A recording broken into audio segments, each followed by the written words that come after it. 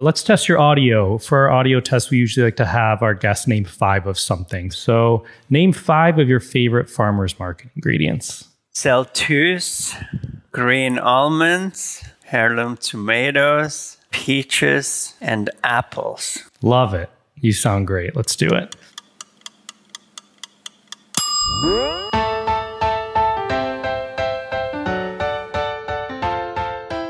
Hey everyone, I'm Cappy and you're listening to Beyond the Plate. I'm a chef by trade and hospitality professional. By day, I head up Rachel Ray's culinary operations and co-founded her cooking and kids charity called Yummo. 5 years ago, I had the idea to put together a podcast where we sit down with the world's culinary elite to explore their journey into the food industry and the social impact they have made in their community.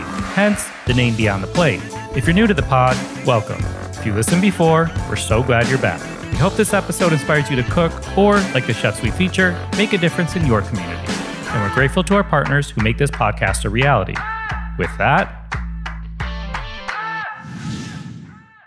this episode is brought to you by our friends at Ford's Gin. If you're like me and you enjoy a good gin and tonic or Negroni, or maybe you're a martini person, regardless, seeing a bunch of different gin bottles at a bar, restaurant, or liquor store can be a little daunting. Ford's Gin was crafted by bartenders for bartenders and at-home bartenders alike to make a really good gin cocktail. Simon Ford noticed bartenders had various go-to gins for different classic gin cocktails and thought, why not make a gin that bartenders could use that would work perfectly in all of these drinks, while keeping it at an accessible price? Thank you, Simon Ford. Speaking of bartenders, you're going to want to check out our Beyond the Drink series, which will air every other week right here on Beyond the Plate, also brought to you by our friends at Ford's Gin. I can go on and on about Ford's, but lucky for you, I won't.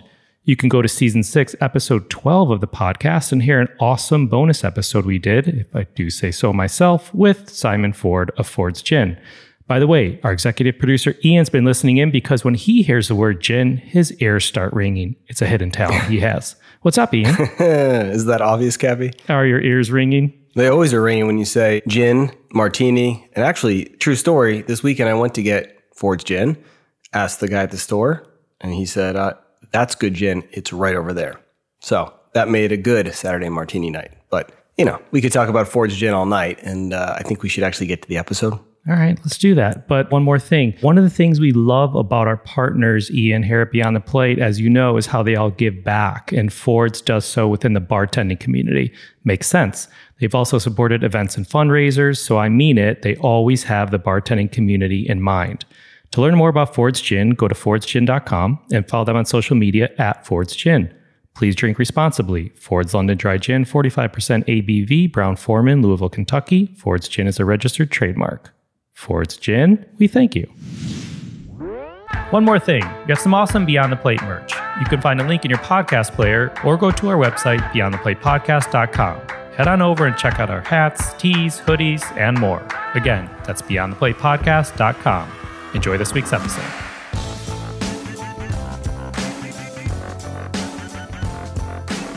Today's guest is a Swiss chef, author, father, and owner of Make It Nice, the New York-based hospitality group behind 11 Madison Park and 11 Madison Home. He spent time in some of the best Swiss hotels and restaurants before earning his first Michelin star, and then came to the US, San Francisco to be exact, before making his way to New York. He's received many accolades and is the author of 11 Madison Park, the Cookbook, I Love New York, Ingredients and Recipes, the Nomad Cookbook, and 11 Madison Park, the next chapter.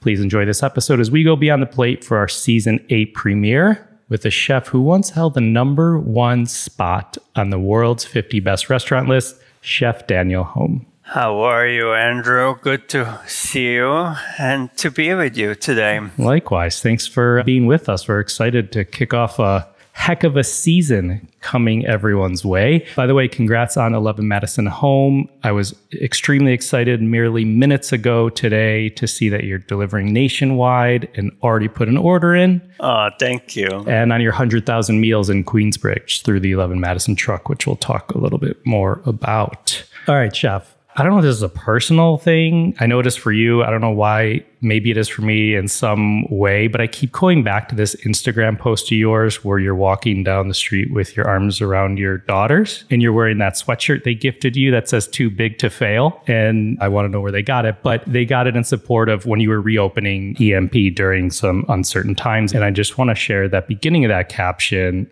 It says, "The last year has been a whirlwind. It has been a year of immense learning, both culinarily and academically. Stepping into this new chapter came mostly from a creative place and, of course, also the need for the world to evolve toward a plant-forward future. Our announcement hit a nerve globally. The scale of the reactions that followed, I was unprepared for." Strong. I love it.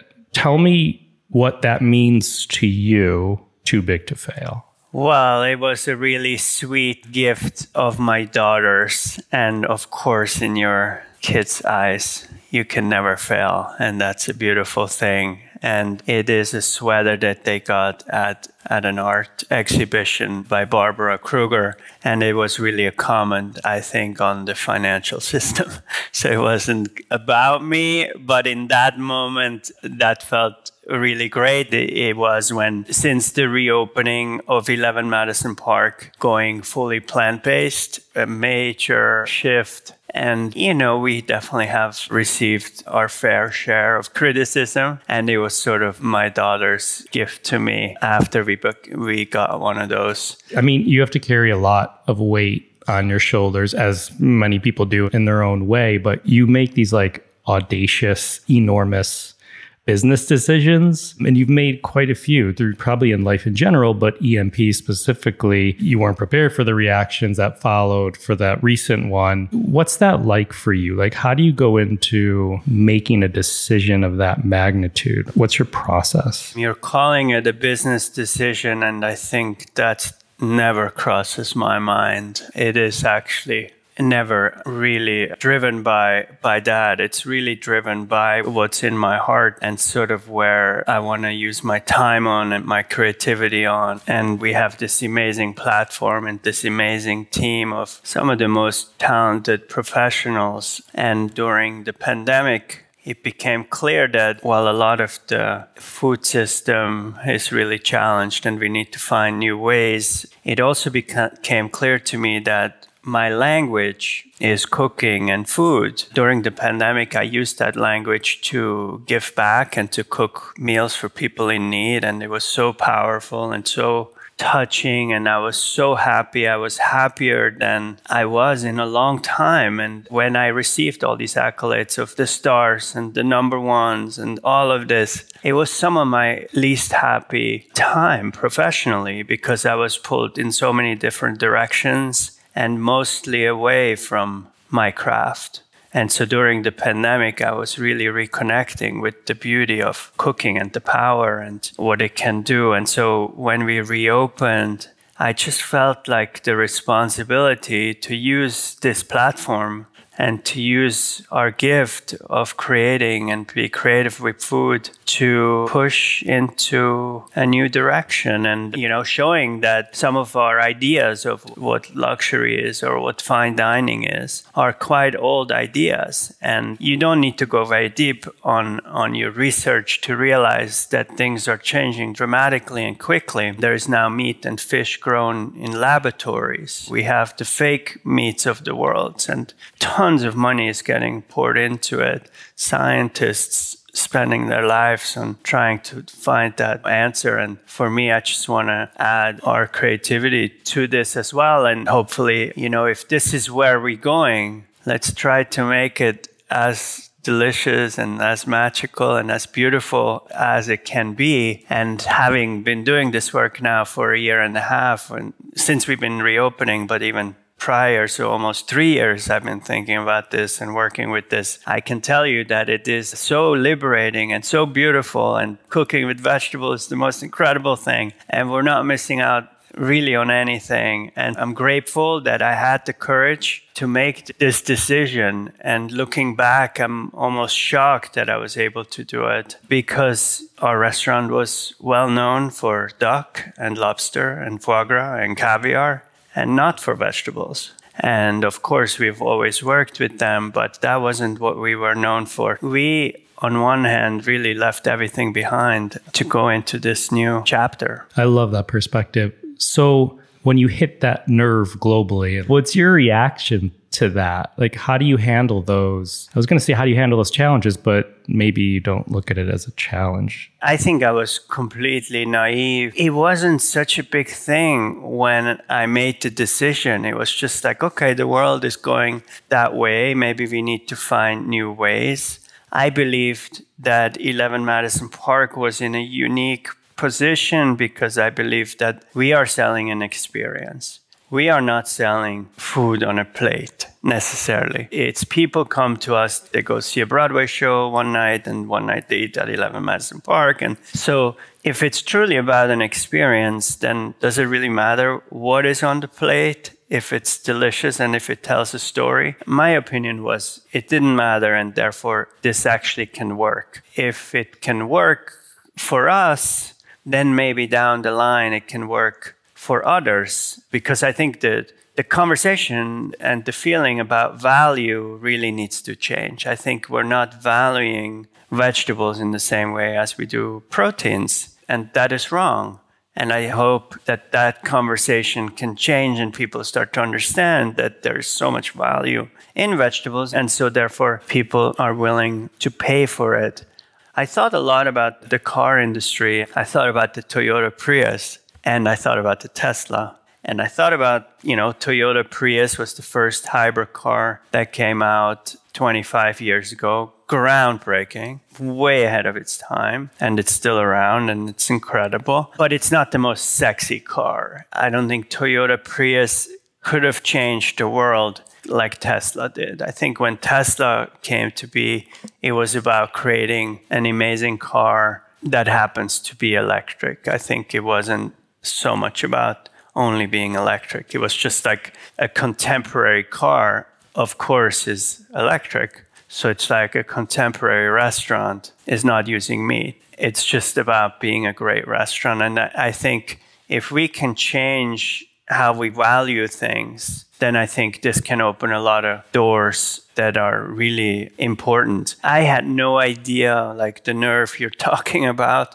I realized that that's what happened, but I was overwhelmed by how people reacted to this news. As for me, it was just trying to find a creative solution to show a different way. It became very polarizing and political, and I am not equipped with all of that. I'm just a chef that knows how to cook, that has experienced the food system through what arrives at our back door on a daily basis. Not much more than that. But I do know, even in that very limited window, it has changed dramatically. What's been arriving over the last 30 years has changed. Certain things are no longer available. Things used to be wild and now they're farm raised. Things come from different places than they used to come, and they don't taste the same. If my job is to really find the best ingredients that I can really stand behind it, I think in a way I did have to speak up somehow. And I'm guilty. I should have done this a long time ago in a way, because things have been changing for a long time. The pandemic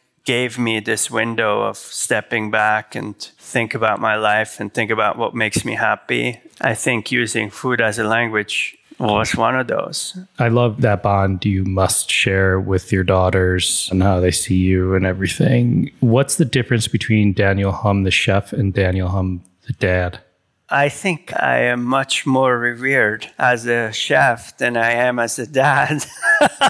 When I'm at home cooking for my daughters, which I have 3 of them, they are very critical and not holding back at all, which I love, and it's how it should be. But of course, I try to spend as much time with them as possible, but it is a challenge to find the balance of the profession and being a father as well. All right, let's go back to where it started. Tell us about Strengelbach, Switzerland. You're right, that's where I was born. Describe Strengelbach. It is a town that has about 1,500 people living in it. It's a farm town in the middle of nowhere, but very idyllic. And of course, Switzerland is beautiful, magical in that sense. I'm grateful that I had a childhood in a very simple and pretty pure sort of way. I didn't cook as a kid, but I did experience some quality ingredients, carrots that were freshly dug out of the ground that day, and then making a salad, and it's just like experiencing how much the quality matters versus when you go get a bag of carrots in the supermarket and those carrots were probably harvested 3 weeks ago and just tastes completely different. I think there was a lot of respect towards the ingredients too. I grew up eating meat, but there was a real respect towards it. Like we would eat meat on Sundays. Like, let's say if we had a chicken, we knew exactly where the chicken was from. It was from a neighboring farm. And then we would get the chickens on like Thursday or so. And then leading up to the weekend, we would use the innards and put it over a salad. And then, of course, then we had the chicken. And then the day after, we would use the bones and everything to make a stock. So it was like there was a beautiful thing that I took away from. I didn't realize it at that time, but it really shaped me, the way I look at ingredients. Interesting. Who cooked most of the meals? Mom, dad? It was my mom. My mom was an incredible cook. It was really like, I think it was half of her day that it was about creating the meals. Are there any like smells or dishes that still bring you back to your childhood memories? All of it is rooted from that time. I think Albert Camus has a quote about this very thing about there are a few things in your life, and it's food, it's music, it's art, it's love, that really open you up for the first time in your life. And then for the rest of your life, you're trying to recreate that moment. And I think that is very true with food. And in a way, like today I'm cooking in New York City and we have an audience from all over the world. And sort of I have to, because I think for me, I'm having a dialogue with our guests through the food. It's a conversation that we're having. And I do need to connect to the guest on that kind of level to get their attention and to start having a dialogue.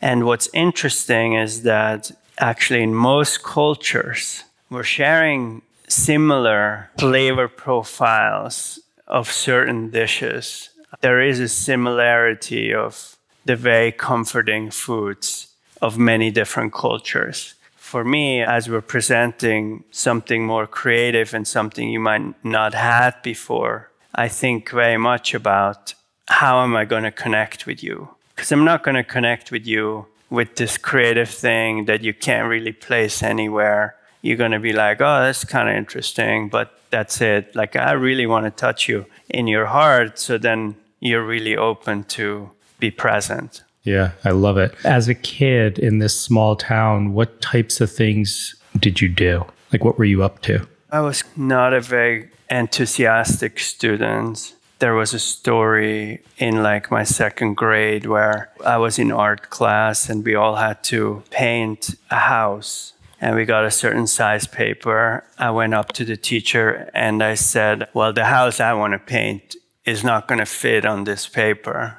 And the teacher was pretty upset and said, oh, go back to your chair and do what everyone else is doing. And I was so upset that I drew a house 4 times the size of that paper on the table and everywhere. And I got sent home. And my parents were freaking out because they wanted me to do well in school and I wasn't. And then I was sent to a child therapist. I was lucky, and again, to this kind of pure way of growing up. Obviously, you know Carl Jung, but Carl Jung is Swiss. And so there were a lot of Jungian sort of therapists around. And I was so lucky to be sent to this woman. And I had to go see her every Wednesday afternoon. And I ended up cooking with her. And it was like this unthinkable for today's world, but it was a small town. It was beautiful. And one day she was like, why did they send you here? And I told her this story about the house. And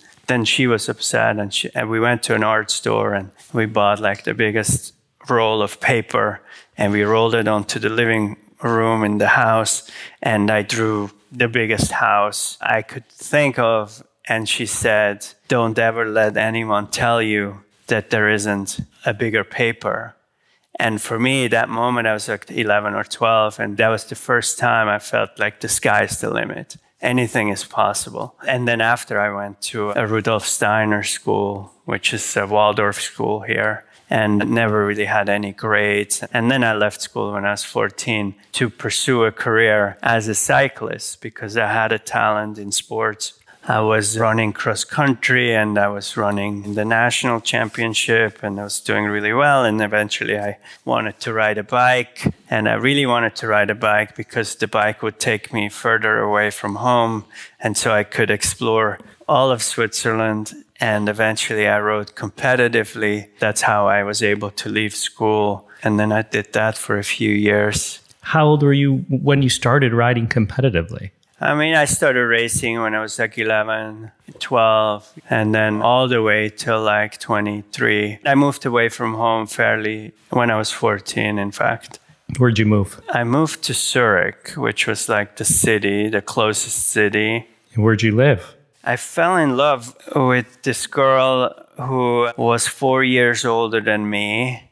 She had a little bit of a career of her own already, like she was working, and she lived between London and Zurich, and I was living with her. Ended up being with her for 12 years, which is beautiful, and have also a daughter with her. That's when it's sort of like my eyes to the world started to open up. I was cycling first all over Switzerland and then all over Europe, and I had a girlfriend who lived between London and Zurich. So somehow, I guess, very young, I was like, wanted to explore the world. When did you start to have an interest in food? I kind of always had. So I think growing up with this kind of cooking, then I also had a lot of bad food. When I started living by myself, I started to realize, oh, the food isn't as good as it was at home. And then when I went to other people's homes, often the food wasn't as good either. And so I started to think about it. Okay, how can we make myself a meal that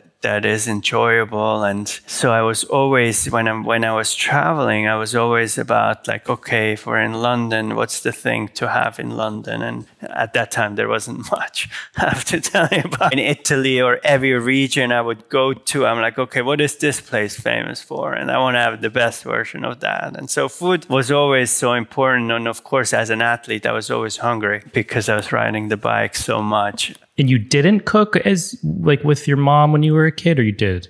I never cooked with my mom. I cooked after in the off seasons to really make money. It was the only place a 15-year-old would get a job. And so I was working in a kitchen a few days a week to make some money. Okay, we've had a number of chefs on the podcast who have these young apprenticeship stories, if you will, real apprenticeship stories, I'll say, like the Wolfgang Puck, Ludo Lefebvre, Jacques Pepin, and some others. They started this journey like in the kitchen really young, and clearly you did too. I think you said you were 15 or 14, 15. Yeah. Did someone specifically encourage you to do this, or was it like you just said more of you needed to make money?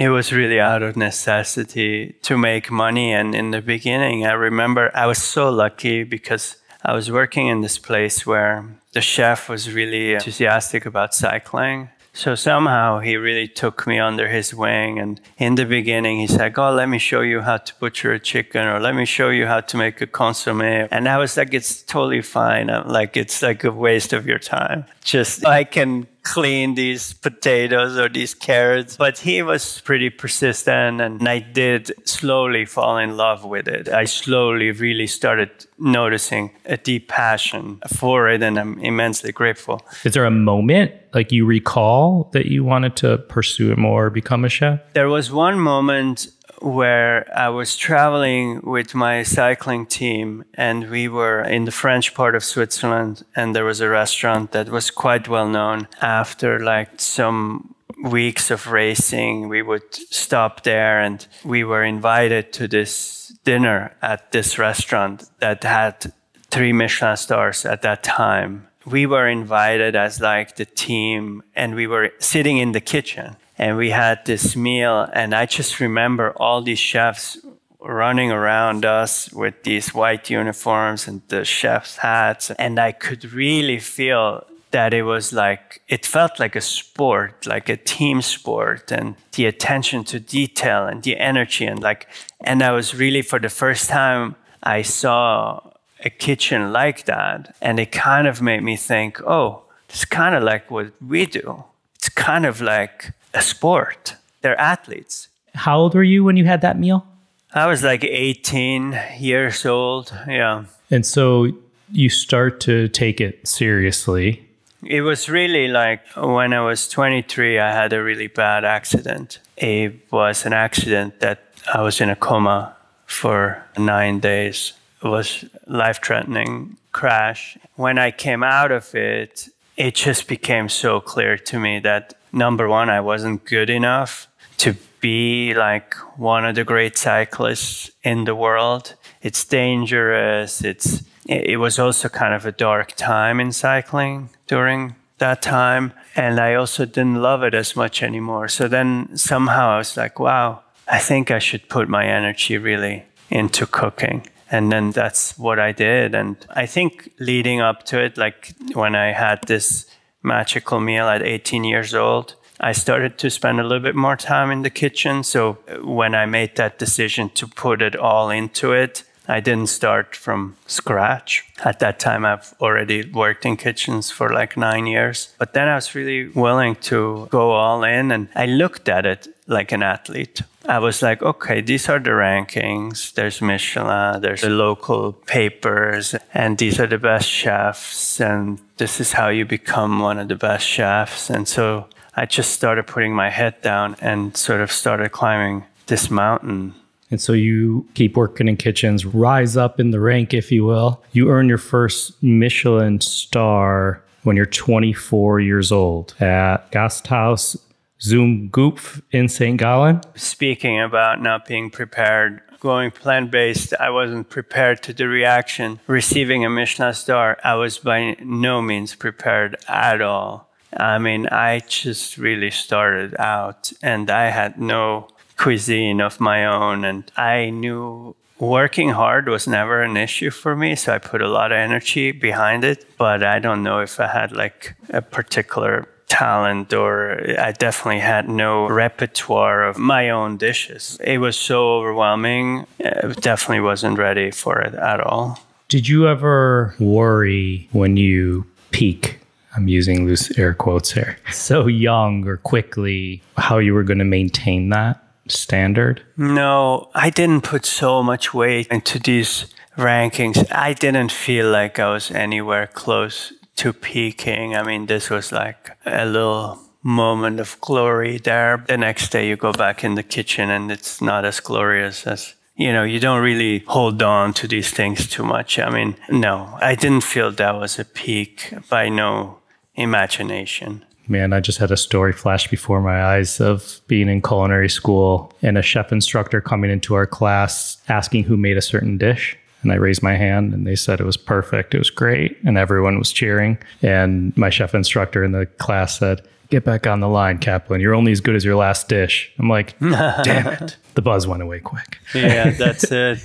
That's exactly it. So in 2003, you moved to San Francisco to be executive chef of Campton Place. Why the move? It was so random in a way. It was someone who ate at the restaurant in Switzerland who had a friend who was running a hotel in San Francisco. They were looking for a chef, and I was put in touch with the general manager of that hotel, who also is Swiss. And he said, "Oh, do you want to come to San Francisco?" At that point, I'd never been to America.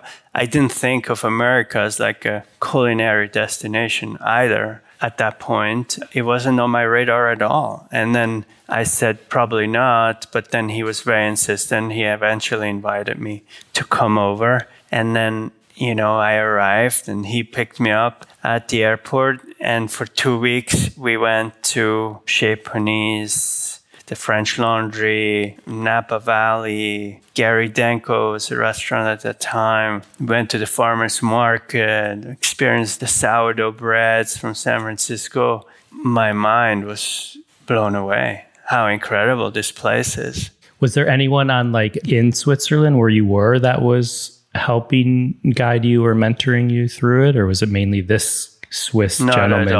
No, it just was total coincidence. It just fell in my lap. I went with it. I felt like it'd be good to explore. But then when I was in San Francisco for 2 weeks, I knew so clearly that I had to be here. What 3 words would you use to describe yourself in 2003? I was pretty fearless, very hardworking, focused. And it came, I can tell you, I had a 12-year relationship with the love of my life that came to an end. She decided to end it. And so it was so painful that it kind of motivated me to go to San Francisco. And then I just really dove into work sort of out of pain. And I knew that work was something I was doing for myself. No one could take it from me. And so it was really, and I think still today, the biggest thing I want to learn is how to be creative without having pain, because it always has come from this place. And sometimes it has to be so painful so you can actually accept for the work to be great. And sometimes when it wasn't painful, you're like, I don't know if that new menu is really that great. It's a funny thing. Yeah, that's so true. I was thinking would you be in this position if you didn't go through that or have these different pain points? I went through something the other week that bugged the crap out of me. It was on my mind. And I know I had to go through it to get to the next step, if you will. Yeah. What 3 words would you use to describe yourself today? Oh my God, this is so hard. I don't know. Well, I'm very passionate continuously, I think thoughtful, more thoughtful, passion, thoughtful, and probably still competitive. So 3 years after establishing yourself in San Francisco, you got the good reviews and whatnot. You moved to New York to be the chef of 11 Madison Park. But correct me if I'm wrong here, you weren't recruited at the time by Danny Meyer himself. Can you tell us that story when Richard Corain ate at Campton Place? Were you familiar with Danny at the time? I never heard of him. I was in the country for 2 years, and also even my English was much more limited. And I was here for less than a year when I was nominated by the James Beard Foundation as one of their rising star chefs. And that's when I first traveled to New York. And I remembered that first visit to New York, I just knew that I just fell in love with the energy and the city. And I knew that after that first visit that I wanted to be in New York eventually. But then I went back to San Francisco, and Richard Corain, who was Danny's partner, he came and ate and he loved it. And he said, we have this restaurant and 11 Madison Park, and maybe you should think about moving to New York. So I was kind of open to hear more. And then a few weeks later, Danny Meyer, he's like, Danny Meyer is my partner. And he is going to come. And so then he came and I met him, and it's very nice. But again, I wasn't aware of the significance that he has. And of course, I learned quickly. But then also, I wasn't in San Francisco that long yet. And I felt like the work isn't quite in a place where I felt like moving to the next thing was right. So we interviewed for over a year. And Danny, I have to give it to him, but he was committed to me in a beautiful way. And he would reach out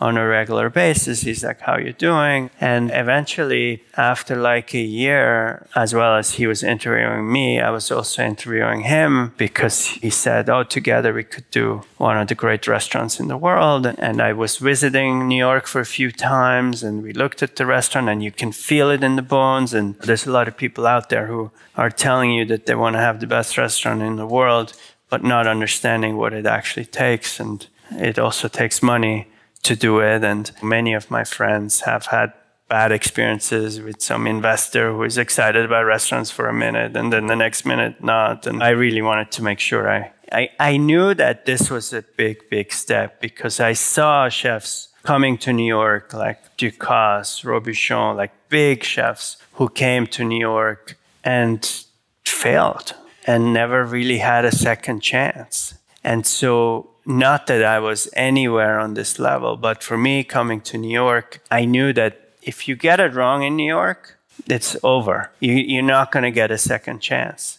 And so for me, it was really important that everything was as right as it could be. And Danny just turned out to be an incredible partner, mentor, supporter. And there were a few years of where it was rough.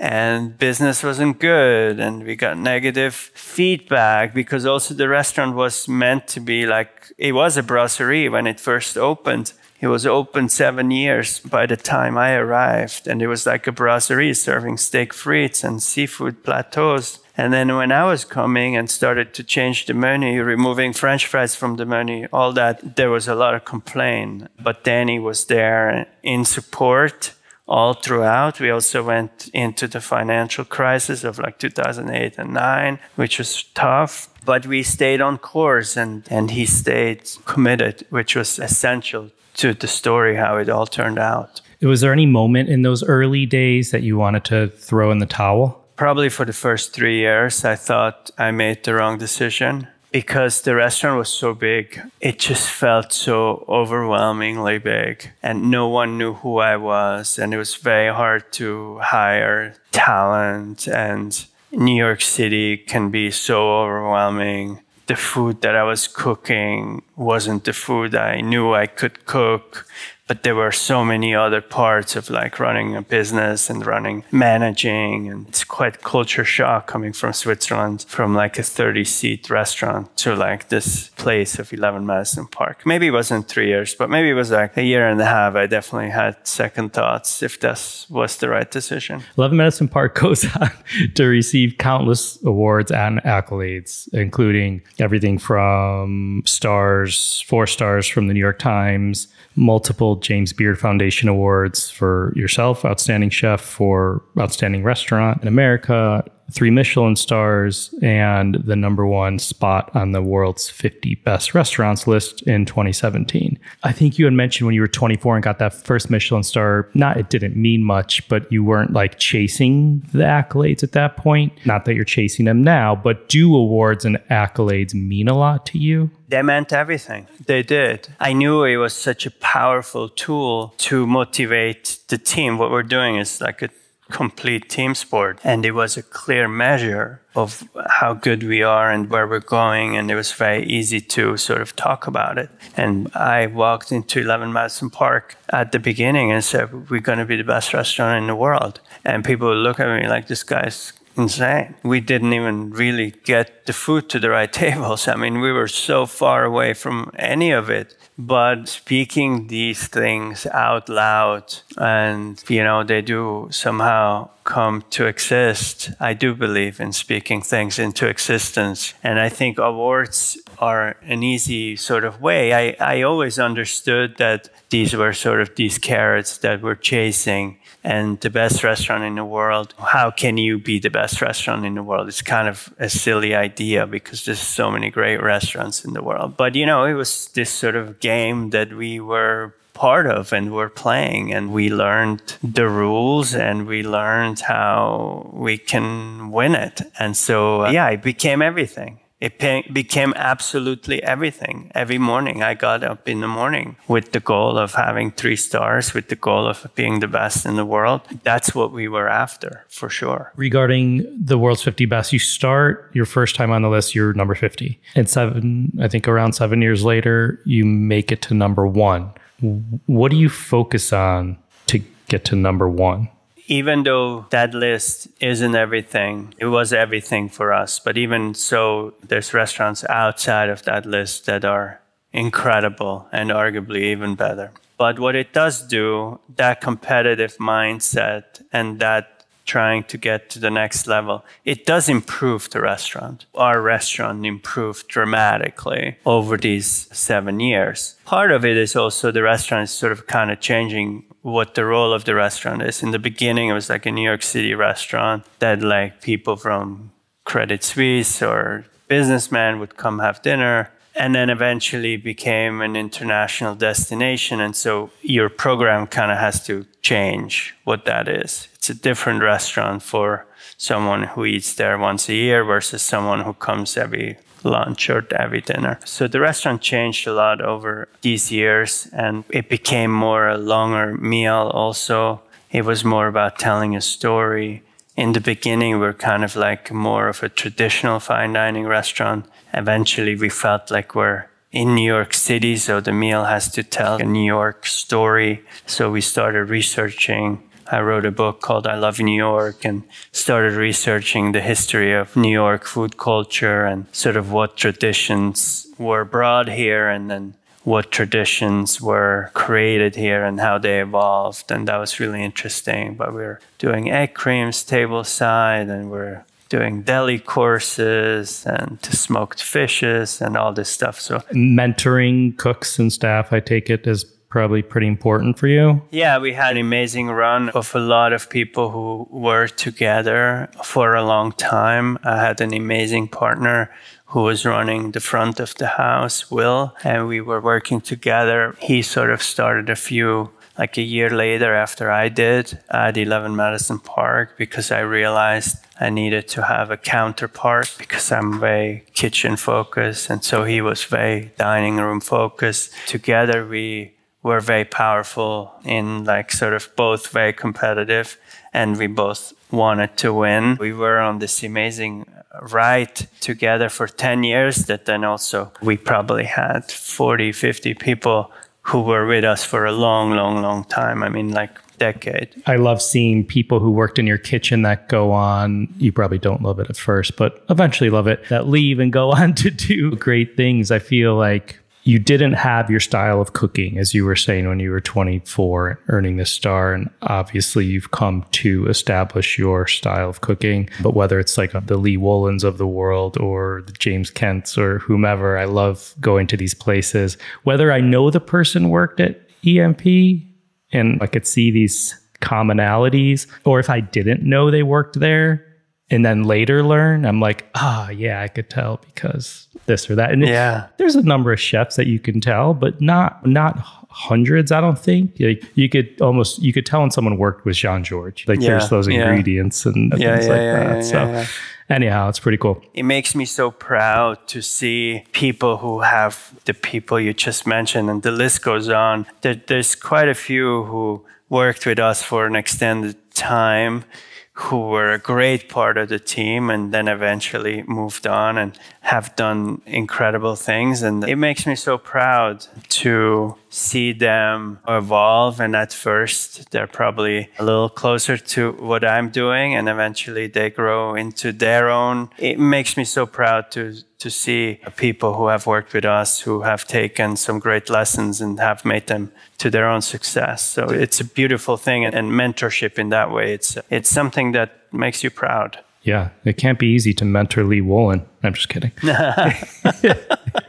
Love him. All right, so you go on to have other restaurants, including multiple Nomads, Davies and Brook in Claridge's Hotel in London, just to name some of them. But I'm curious, you're at the top of your game here. You go to partner with Claridge's Hotel. You want to incorporate this plant forward, I'll call it, operation like you did at 11 Madison Park. They reject your proposal. if that's the right way to put it. How do you handle that? For me, it was sad because I did love being at Claridge's, and I worked there actually a long time ago, and we created a beautiful restaurant and we had a beautiful team, and it saddened me when they weren't open to this idea. Of course, also from a business standpoint, it was challenging to part ways. It was clear to me that my future in food is going to be plant-based, and that's going to be my contribution for the next years to come, and that I couldn't compromise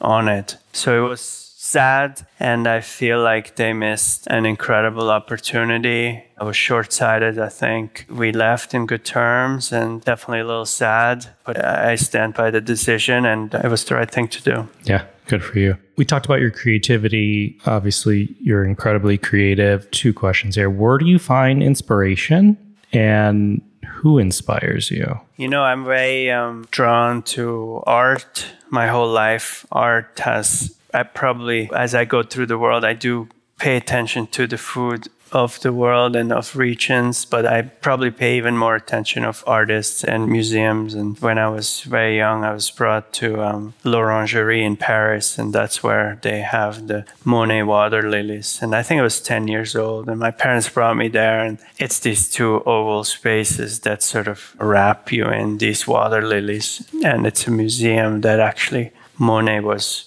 part of designing. It's like this beautiful natural light and very emotional place. And so when I was 10 years old, I was going there, and I started to cry. I started having tears running down, looking at these water lilies, and I couldn't tell if I was happy or sad or what the hell is going on. But it touched me so deeply that I knew that somehow this really speaks to me. The artistic language really speaks to me. So since then, I have followed many different artists. And so I'm very interested in whenever an artist sort of steps into a new space where no one has been. In fact, the Monet water lilies were some of that, where there were no landscape paintings at that time without showing any of the sky, like zoned in like that. He also left some of the edges of the canvases unpainted, which was radical at that point. And then, of course, like the early abstract paintings, they were around like 1920, the first abstract paintings. The idea of abstract didn't exist before, which is also fascinating. This is only a 100-year-old idea. Before that, everything was something. The early of those paintings really interest me. Then artists like Lucio Fontana, who really questions painting as a whole and was just slicing through the canvas. And I think it's really the artist's sort of mind that inspires me and constantly pushing into a new space. The fact that I am now sort of walking into this new space of doing fine dining with completely plant-based, I never dreamed of.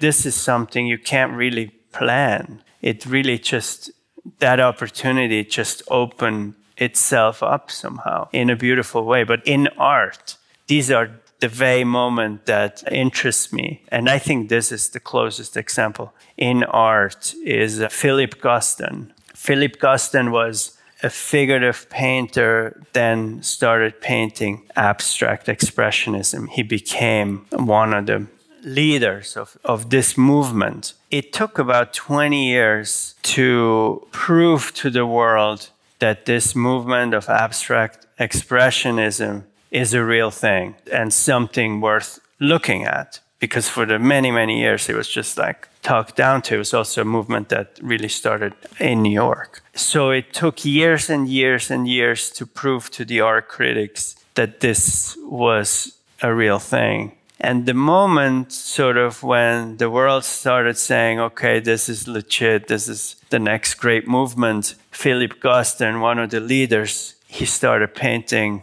figures again. So he turned his back basically on this whole thing, and people were pissed. People were like, really felt like he's turning his back. Then he just painted figures for the rest of his life, and eventually was sort of seeing some success. But I think in his lifetime, the art world never really celebrated him for the later works as they should have. Today is one of the greatest artists. But in a way, like for us was like fine dining, the 50 best. Everyone in the beginning is like, oh, this list, what does it even mean? And we're like, no, this matters. Eventually we become number one. And then we say, well, in fact, we really don't want to cook with these things anymore. Yeah, that's interesting. Totally. That's super wild. When was the last time you were inspired by a restaurant's food or experience? I mean, there's so many chefs and restaurants I respect. I think the restaurant I respect the most is, well, early on, it was Michel Bras. Michel Bras, you need to know that like in the 90s, a fine dining restaurant, every restaurant of the 3 stars basically had the same menu. Like they had the exact same ingredients. They had the Cisteron lamb, they had the blue lobster, they had the foie gras, they had the pigeon squab, they had a breast chicken. It was identical. One did with orange, the other one did with onion. It was wild. Like literally 80% of the menu is like identical. And then Michel Bras came out with this book in 98 that had all this vegetable salad on the cover. And when that came out, I was like, what is that? This is unbelievable. And so then I traveled there, and I really have had many meals at Michel Bras. And Michel Bras was sort of like the first sort of chef that really opened me up to like saying like anything is possible. It was amazing. And before that, it was like Robuchon, who was just so classic, but then perfection to the next level. But then Michel Bras really kind of broke down what classic cuisine was. But I think today, the restaurant I look mostly up to is definitely Noma, because I think Noma is sort of a Gesamtkunstwerk where everything is just really together, from the restaurant to the ingredients, the philosophy to the plates. I haven't said this in a while for people listening, and I should say it more, because I'm thinking of my like 20-year-old self, and I'm not 20 anymore. But when I would read a book, watch a TV show, listen to a podcast these days, for young listeners, and I know there are young listeners in culinary school and out of or career changers or whatever, I highly encourage you to write down and look up some of these different types of cuisine and dishes and chefs that Chef is mentioning, because these are like founders of an incredible time in cuisine in general. And I think a lot of times these days, rightfully so, we see it on social media, you know, holding our phone in our hand and watching Chef's Table on Netflix or whatever it is. And none of that's bad, but these people were inspired by earlier people. And as Thomas Keller likes to say, I stand on the shoulders of those who came before me. And there's an incredible list that Chef has mentioned, and I encourage you to look into some of these people and the impact and influence they had on gastronomy. I digress. Absolutely. Yeah. I think today, we're creating a new language of cooking on this level with purely vegetables. I think what we're finding is that we're taking much more inspirations from a lot of different cultures. Much more than ever before. It could be, you know, traveling through India or Thailand, or where today almost most inspirations sort of come out of, or going to Oaxaca, or like these places that have really this long history of sort of traditional cooking. In a way, these are the places that are most inspiring for me today. Yeah. This next thing I'm curious about, I feel like we've kind of covered it in a way, but we talk with all different types of chefs, TV food personalities, restaurateurs, etc., about how they stay relevant. It could be, again, someone who has a food TV show, someone who's a YouTuber, you know, in the food world, whatever that may be. How do you feel you stay fresh and innovative?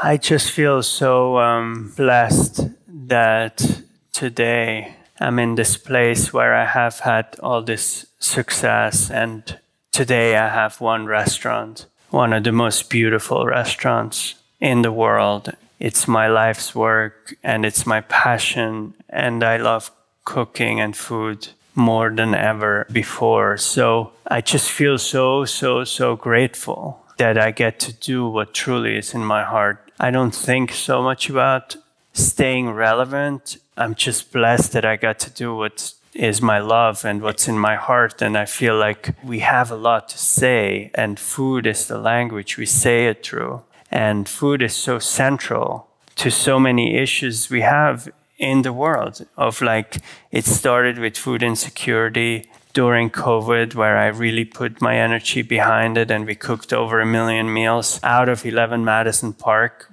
for people in need.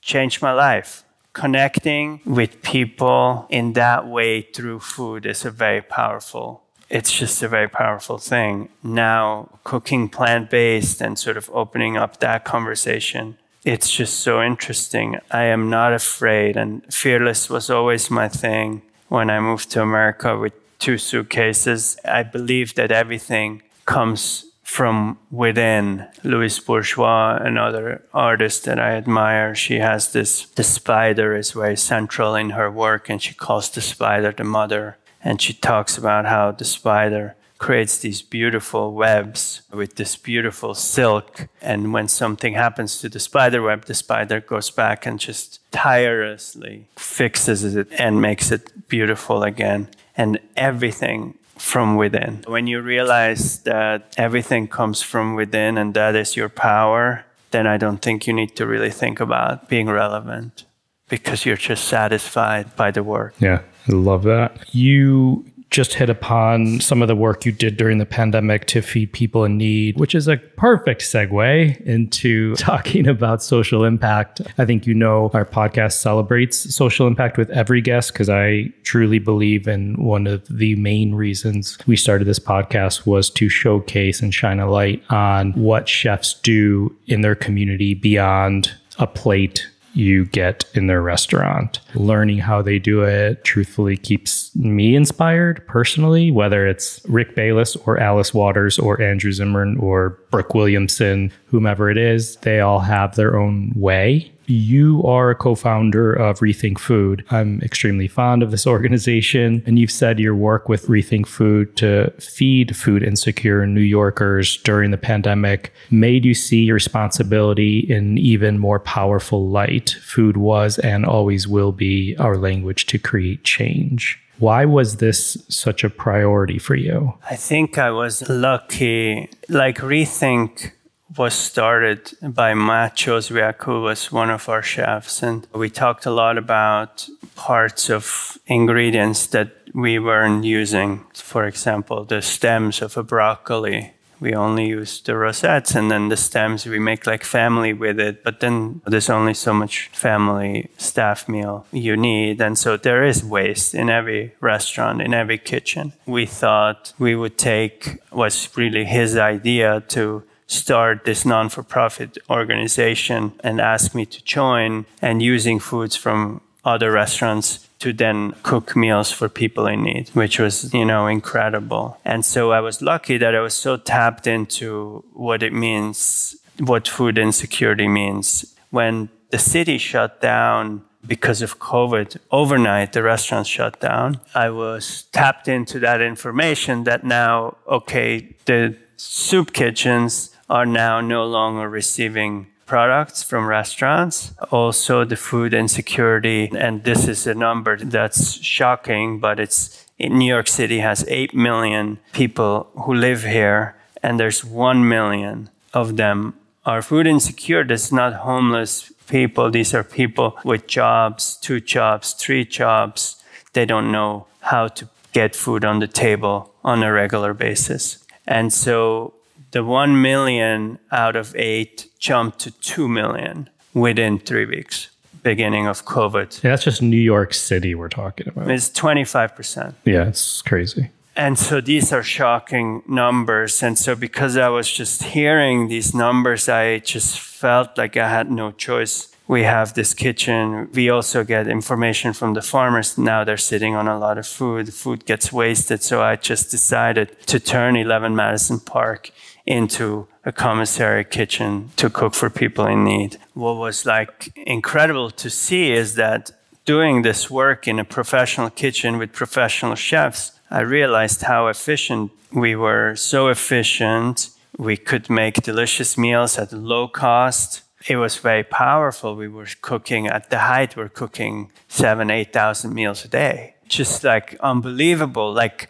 with volunteers, you could never get to that level. And so I just was diving into this. I started bringing my team back. For a year and a half, we were committed to this work. And we went out into different neighborhoods to deliver the meals.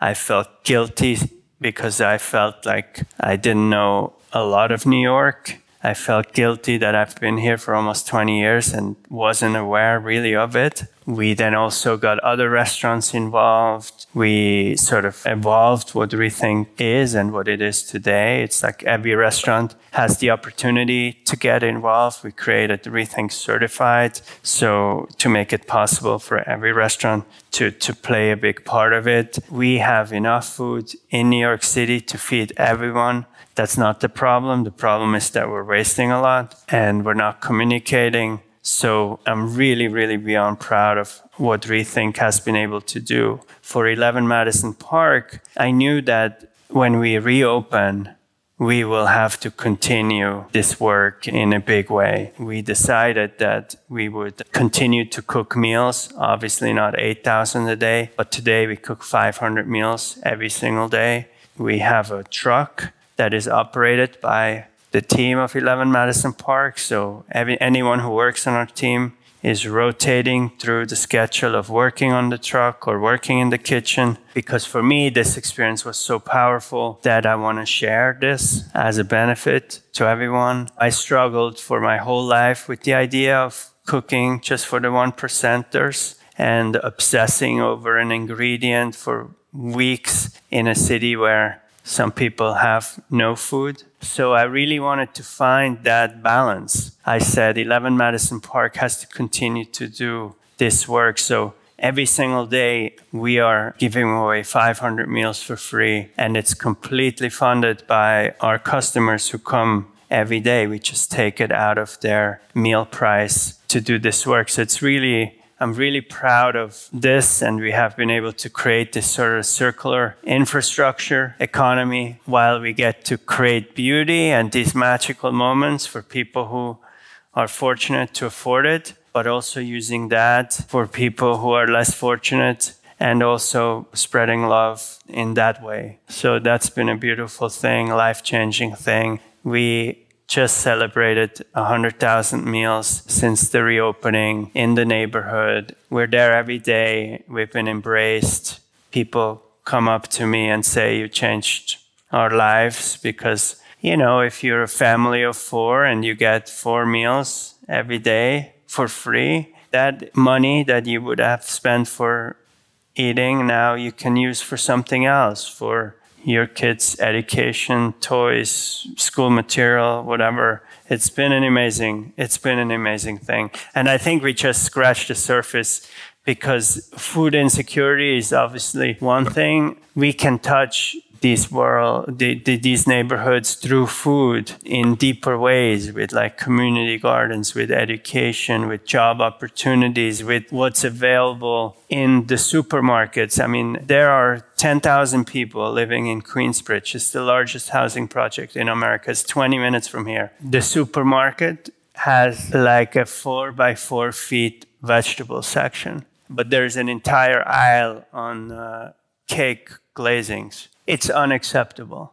It is unacceptable, and I think food is a powerful tool to bring change. Oh, man. I could have talked about that for the whole episode. 1, thank you for doing that. 2, thank the staff in the restaurant for doing that. 3, you have an incredible message on your website that says every reservation at 11 Madison Park and every purchase on 11 Madison Home supports our work to curb food insecurity in New York City with Rethink Food and the 11 Madison truck. Thank you for making this possible. That little message alone is incredible on your site with the links. That's like a case study. Like, I'm sure Matt and team are creating a master toolkit of what you do to send around the country to other restaurants, big and small. Was it challenging reopening a restaurant of your caliber during the pandemic? It's got to be challenging, no? I think it's fair to say that last year was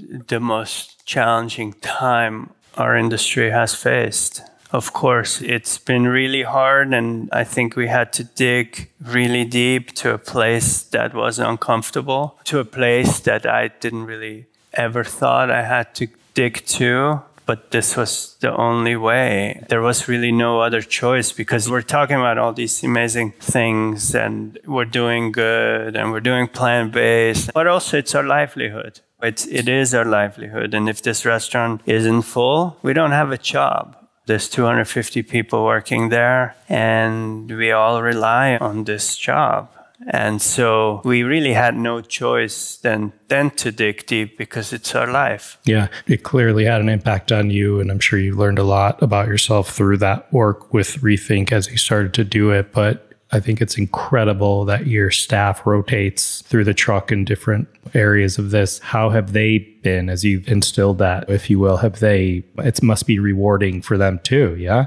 I mean, this work, and I'm sure you've done your fair share of it as well, and it is so good for your soul, in a way, like, yes, we're doing it to help, but in the way we help ourselves. It's just such beautiful work. I think everyone is touched by it and inspired by it and wants to do more of it. You get more out of it sometimes than you put into it. Yeah, that's how it feels sometimes. Well, I'll end this part, as I always like to say, and probably ended last season. Give what you can, whether it's your voice, your dollars, your time, they're all important. Carrying a message, donating. You may not be able to dig into your pocketbook and have $10 or 100, 1,000, whatever it may be. $1 can go a long way. Volunteering your time can go a long way. A little social media post on behalf of a cause or organization can go a long way. So I always like to tell people, don't think you can't make a difference, because you can. You just have to find the right way for you to do it, and a cause that's meaningful for you. Thank you for all that work. Let's do a quick speed round and then we'll close it out. Name a smell in the kitchen you love. I don't know. There's so many smells that I love in the kitchen.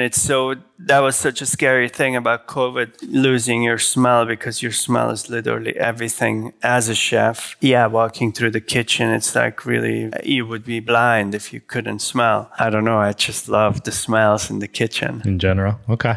Yeah. How about a smell in the kitchen you hate? Sometimes really late night, we clean things with vinegar. And that's not the most pleasant. Yeah. What pisses you off in the kitchen? Cutting corners.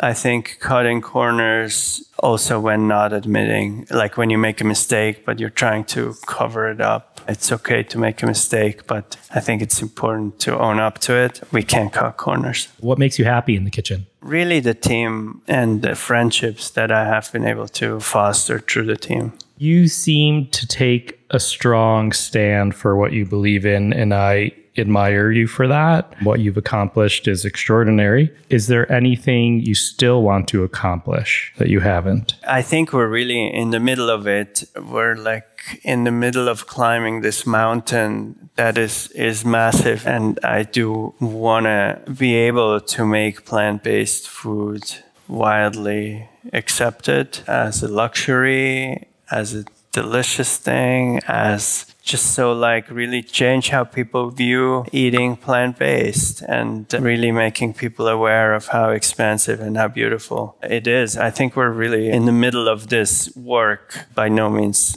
have arrived. Yeah, love it. Chef, thank you for your time. I appreciate you making the time. I appreciate this conversation. It brought up some incredible points that I personally want to go back and dig into, from these chefs to vegetables. And you got me, I love vegetables in general, but you got me even more excited. So thank you for that. And thanks for all of your work with Rethink and beyond, because it is truly extraordinary. I really appreciate it. Thank you so much, Andrew. Have a good rest of the week and a great rest of the day as well. Thank you. Thanks again to Chef Daniel Humm. Find him on Instagram at Daniel Humm. That's DanielHumm, or at 11madisonpark.com. To learn more about Rethink Food, go to rethinkfood.org. We'll share a link to those websites in the episode notes and at beyondtheplatepodcast.com. Find me and keep up to to date with this podcast across all social media at On Cappy's Plate or go to beyondtheplatepodcast.com. Beyond the Plate is on all the socials at BT Plate Podcast. This episode was produced by myself, along with Ian Cohen, Joel Yetton, and Sean Petrosian. Our digital media producer is Sarah McClellan-Mead. Our music has been composed by Goldford. Find him at iGoldford. And as always, a special shout out to my wife, Katie. If you do have a moment, we'd love and appreciate it if you could rate or review and subscribe to this podcast on your listening site of choice. Don't forget to join us next Wednesday for an episode of Beyond the Drink, our companion podcast of Beyond the Plate, brought to you by our friends at Ford's Gin.